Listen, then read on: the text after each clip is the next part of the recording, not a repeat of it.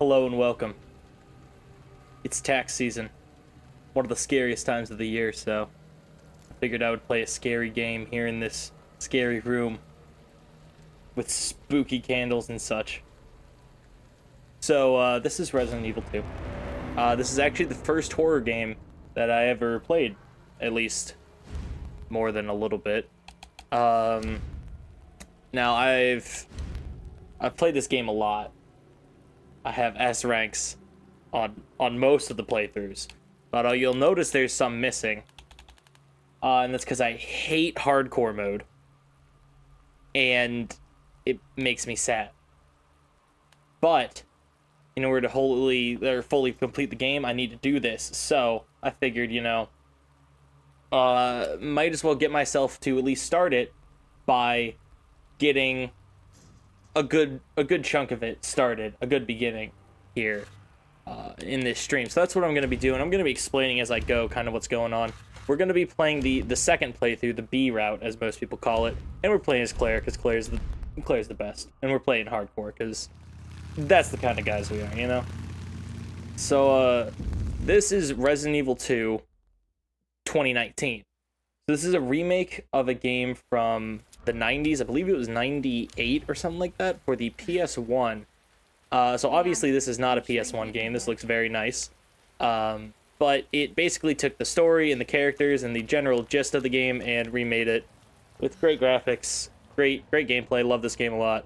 Kind of introduced me to the Resident Evil series, and I think it's really good. So one of the first things you'll notice is I wouldn't say I speedrun this game, but I looked up some things to go faster because it makes it easier to get these records, the S ranks. So you'll notice me aiming a lot, especially going upstairs and stuff. That is because the animation of aiming cancels a lot of stuff. So this game is kind of built around, obviously there's zombies, by the way. That's the premise of what the gameplay is. So the game's built around very deliberate movement, and you don't necessarily want to run and gun your way through everything. You kind of got to pick and choose your battles. I already did that wrong. I should move that over. But you want to conserve resources, conserve ammo, and again, pick and choose your fights, because things can really hurt you. But aiming is a way that you can kind of get around some of the intended clunkiness of the movement, because you're not really necessarily supposed to be able to just run around like that, because it would make it a lot easier, but you can if you know what you're doing, and especially going upstairs becomes a lot faster because the animation for aiming, for whatever reason, just makes it a lot quicker. I go ahead and throw a frag grenade at those guys because there's just a bunch of them in a row, and it's really annoying to deal with them. So I know there's a lot going on. It's a little fast-paced, but I've played this game a number of times, so I just kind of know what to do already, for the most part at least. But a lot of this is just kind of trial and error of where to go. So like a lot of the game becomes figuring out, okay, I have, these resources, I can go explore this room, and then I find X item in that room, I can use that for whatever, and it keeps going on and on as you unlock more of the map and kind of explore more. But again, I'm trying to do this quick. So the S ranks, you have to beat the game in under, I think it's on this mode, 2.5 hours, and only can save 3 times, I believe. Now the saving thing isn't a big deal in the normal playthroughs because you can you have auto saves that you can rely on to just kind of go back to a checkpoint basically, but there's no checkpoints in this. There's 3 that you get throughout the entire game, and it's when you choose to manually save. And so you get ink ribbons, but those honestly are not that important. In the hardcore versions of the game, the hardcore modes I should say, you have to use ink ribbons to save. So it's an actual item that you have a limited amount of, and you need to kind of watch that and maintain it. But for this, it doesn't really matter because, again, I'm only saving 3 times, and it's in 3 very specific spots. So that isn't going to make too big of an effect. So we just cleared the first little section here. We're now in the lobby. And now in the general game, this is kind of like one of the main hubs, but the B run, or the second run that I'm doing, is kind of a little bit of an alternate timeline. So basically there's two characters in this game, and in the main playthrough you see the other one every once in a while and you interact with them for a moment. This is that character's perspective. So the actual main character, you could say, who you play as in the first playthrough, has been through here, and they've cleared some of those things that you normally would have cleared in your first playthrough. Certain doors are open, stuff like that. So the lobby is no longer nearly as useful as it was. So it kind of forces you to play in a different way. That's cool, but also sometimes I forget about stuff because it's different between playthroughs. So now I have to use my brain. Okay, I know where I'm going. So we're going to go this way. I'm just going to head over here. Alright. My inventory is already kind of full. A big thing about all the Resident Evil games is inventory management. What was that? It's obviously it's pretty restrictive of how many things you can actually carry. There's a strategy here that I don't know if I can do. I'm gonna do it. So that's a licker. You kind of heard him, and I'm using camera manipulations to. So I messed up whatever I was talking about. You can use camera manips to have him not attack you, but it's hard to do, and I'm not very good at it, so I'm going this way. Alright. So that's a special kind of zombie. They're called lickers. They're pretty scary, and they do a lot of damage. And they jump on the ceiling and stuff. They're messed up, but there are certain things you can do with the camera that's kind of weird. Kind of feels cheap a little bit, like you're kind of cheating it, but as I showed there, it's not always reliable, especially if you're not very good at it. This safe is left 9 R15 L2. See, they call me the I was about to say they call me the genius, but did I do it the wrong way? Everything I know isn't correct. What? I thought it was 9:15:11. No, 9:15:2. 9:15:7? I'm pulling up a document. I have a document where I have all these things written down because you don't want to waste time finding the combination for that like you do normally. Oh, it's L7 for some reason. I'm done. You want to kind of have that on lock and just have, because you don't want to waste a bunch of time like I'm doing. Now, honestly, I should probably just restart this whole run because I'm only like 5 minutes in, and I've already kind of done some dumb stuff that's just gonna waste time that doesn't need wasted. But it's okay. I'm doing alright. I'm fine. I got a hit pouch. I'm feeling alright. A lot of this is just running through and mashing A because I'm looting things that I just kind of know where stuff is.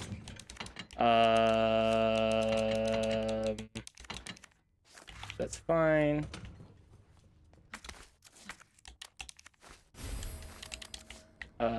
Yeah, okay.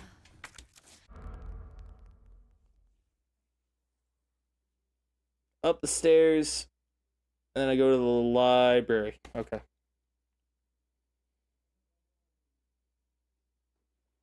The battery's in the office. Okay, I gotta think things through. So there's a way to do this in a correct order, kind of, in hardcore. Because there's a roaming enemy later. There's a guy, the community calls him Mr. X, as in the Run DMC song. Not Run DMC, oh my god. I just disrespected. Who did I disrespect? Because I can't even remember what his name is. Oh! Alright, we're just gonna pop that guy. X gonna give it to you. Why can I not think of that guy's name? I'm like frazzled. DMX. Is his name just DMX? He passed away. I feel really bad. Yeah, it is DMX. Oh my gosh. But as in the DMX song. X gon' give it to you. That's what the roaming guy was named after more recently. But he basically just follows you around and makes the game really annoying to play because he's constantly walking behind you and stomping behind you generally.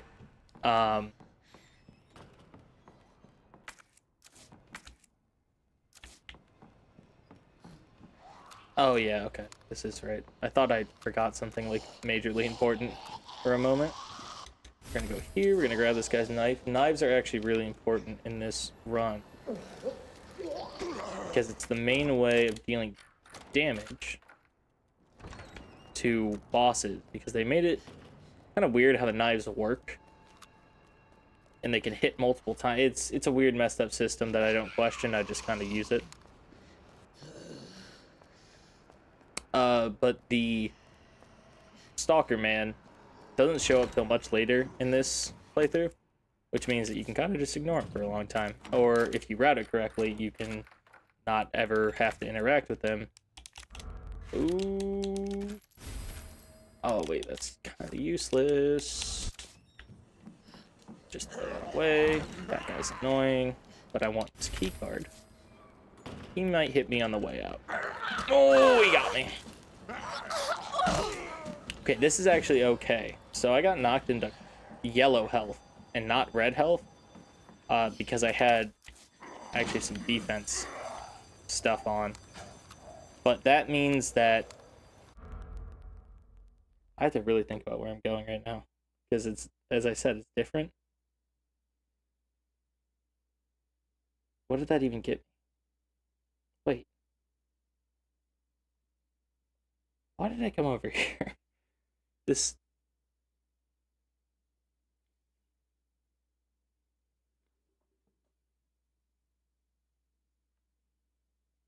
I'm really thinking.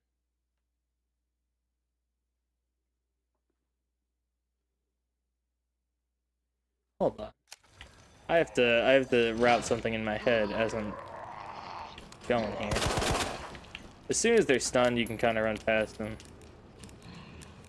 But I think I might have come over here for no reason. Just because that's what you do in the normal version. And I didn't think about it. So... Oh, they're yelling. Oh, they're yelling. Yep. So... going upstairs to the middle one, that's going to spawn Mr. X. That's where I get the battery. And then I get the lion. And I immediately just head up the stairs. Yeah, okay. So here's what I do. I go through here. I think I got this all correct. And if I don't, then I'm a little bit screwed. Alright, he's gonna bite me. That's alright. I don't even care. Why would I? So, I can just heal that, you know. No harm, no foul. Come over here, key card, boom. And now we get the grenade launcher. Amazing. Amazing item.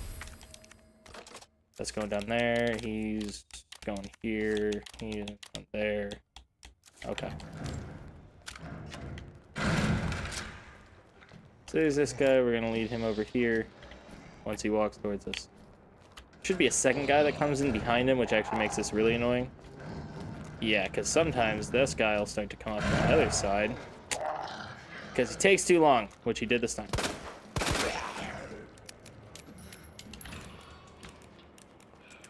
But I believe, unless I've done something very wrong, that I can come in here. I don't need this for now. Keep those. Keep this thing. And still the detonator. Okay. Now, if I haven't done something again, very oh, don't do that. Very wrong. This should don't catch me, don't catch me. A lot of the game is kind of just it's posturing, you know. You just gotta like walk around people and tell them that they're not gonna hit you. Tell yourself they're not gonna hit you, and sometimes they don't. Grab that here and use this valve. A lot of Resident Evil in general is about kind of finding items that unlock new places that you've already seen but you couldn't get into. So here, this part is not fun. So here's what happens. Is there's a... I thought there was a liquor in here still. There's normally a liquor there, but in this version, Mr. X shows up and he starts swinging.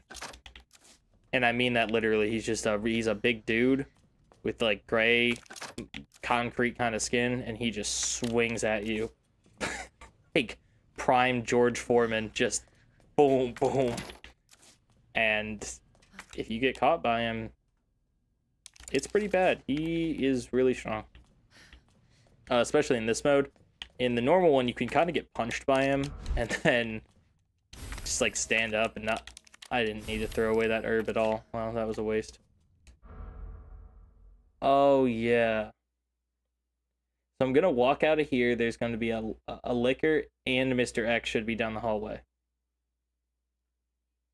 So he should be down the hallway to the left. Now, the issue is that I need to go to the left. So I'm going to walk out. I'm going to throw a flash grenade, and we're going to pray. Yep, there he is. That's okay. Stay back. Oh, he punched me anyway. That's all right. I prefer being in caution. It's fine. Okay. Okay, so we undo this lock. Now, oh, okay, I didn't need to throw away that herb. Once again, I go to the cheat sheet. We go to the cheat sheet. Medallion statues. Okay. Wait, I need to make sure I'm on the right playthrough. Okay, I am. These are different between playthroughs. People scales small snake. People scales small snake. That's it. So the overall objective, I guess I haven't really explained what's entirely going on here. There's zombies. We're in a police station. That's now overrun by zombies, and we're trying to get out, basically. And we have this clue that that we can get these 3 medallions to unlock a sewer basement exit kind of escape. Everything in the world of Resident Evil is really overly complicated and not at all practical. Their explanation for the medallion-based statue puzzles leading to the emergency exit from a police station is that it used to be an art museum, because that makes more sense as to why they would have it. So this is already not... this isn't good, I think, because he's right there. Oh, he's on the stairs. Okay, I stopped moving so he didn't know where I was, but he's right there. Oh, no. Okay, yeah, see, this is... So this is bad, because he's right there. Oh, he is really right there. Okay, so we heal. And I've definitely maneuvered out of worse. He's really quick in this mode, this hardcore. Oh, no, what am I gonna do here? Because he's right behind me.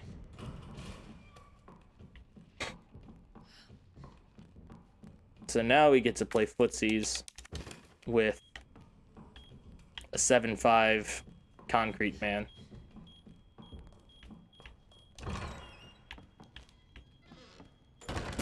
So what I just did there, normally that explosion is supposed to close that dresser, or knock it over at least, so you can't get out that way. Ram Harp Pro. Ram Harp Pro. Quick, need to do this. Ram Harp Pro. Ram. Harp. Oh, I hear him.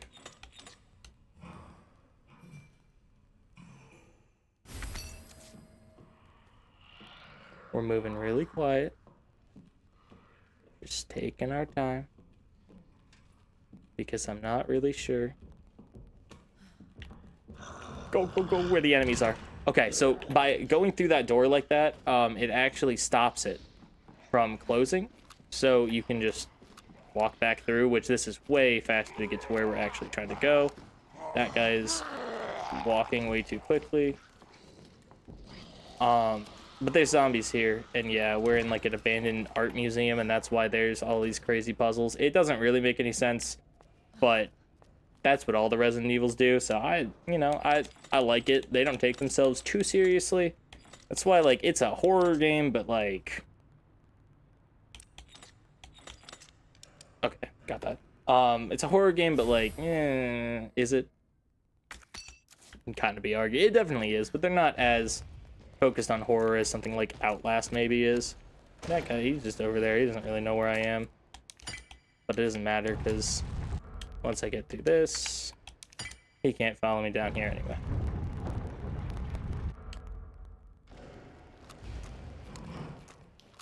Alright, and now I'm down in a little area. So now this is the first real safe place in this hardcore run, which is crazy. But now it's arguable what I should do here. Because I could save here. But that could be bad. What am I at? I'm at 16 minutes. A 16-minute RPD, Raccoon City Police Department, is not bad. That's pretty good. I like that. So I'm gonna try this boss here, because there's a boss right here. And that's the big checkpoint. If I can beat him, I'm cooking with gas, and I'm really on something. If not, I would not be mad about restarting this.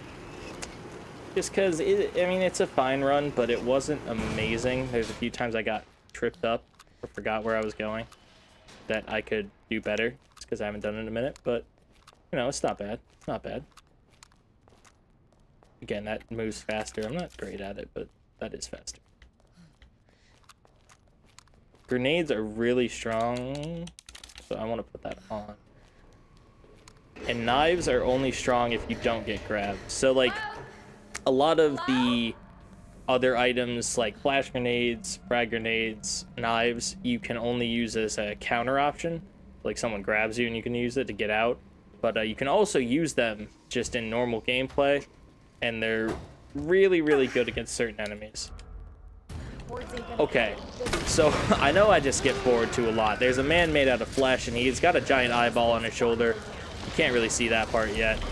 There it is. There's the giant eyeball. So this is a guy. His name is William Burkett. That's not really that important. But he's basically a mutant, as you can tell. And he really wants to be dead. Okay. So see, he grabs me. I do that. Throw a grenade at him. All's well and good. So I'm gonna go in for a couple knives and hope that that didn't work.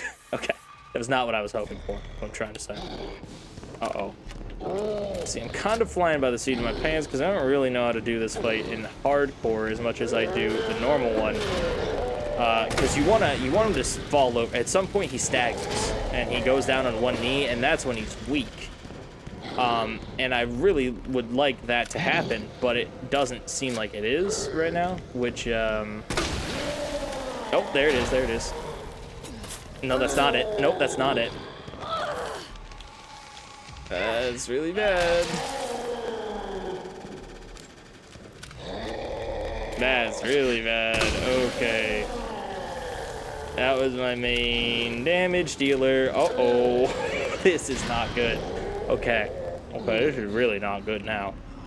We are in full Jesus take the wheel mode. Okay. That's another grenade. That's nice. I like this. I like having this. There he is. Down there. The good thing is he's kind of dumb, so he doesn't know where I am usually. And he just kind of wanders around, and I can do that from a far distance, and that's doing some good damage, I think. His eye gets more red on his shoulder as he takes more damage, but it's like not really that clear generally until he's like really close to dead, and then you can pretty much tell. Uh-oh, I hear him over there. Okay, I got, oh, hello. He didn't care there.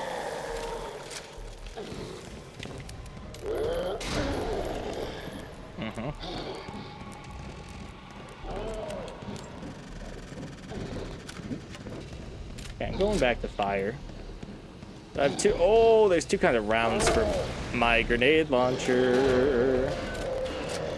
One is fire, the other's acid. They're both pretty good. I think acid's better, but right now, yeah. Uh-oh!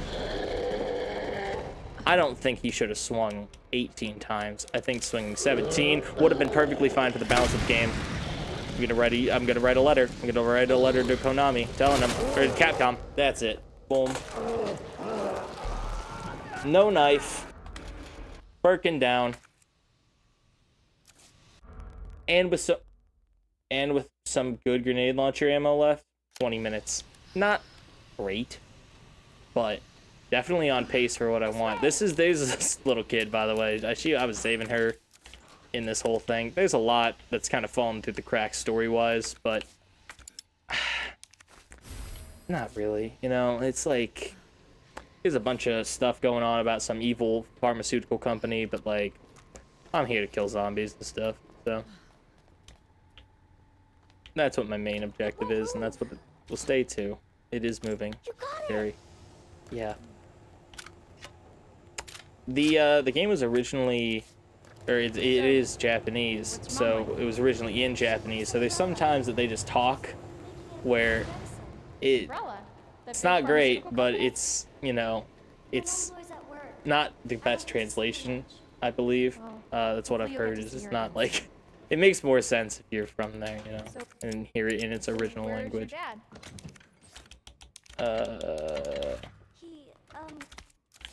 I'm gonna take this ink ribbon. Boom. And I'm gonna save there.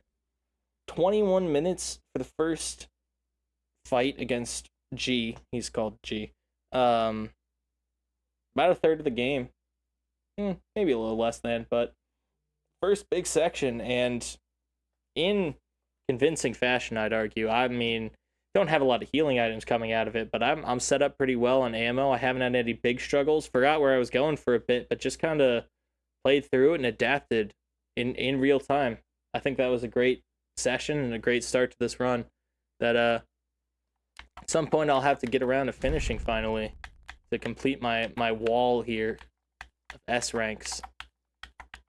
Except I don't have S pluses on these ones because I don't know. It's like really annoying how it works because you have to like not use a certain amount of healing items. There's a bunch of BS behind the scenes, but yeah, that's gonna do it for this stream. Follow if you want to. I hop in and play video games every once in a while, kind of randomly. But yeah, I hope you have a great evening, wonderful weekend whenever you're watching this, and keep an eye out, you know, for any evil in your residence, I guess. What does Resident Evil even mean?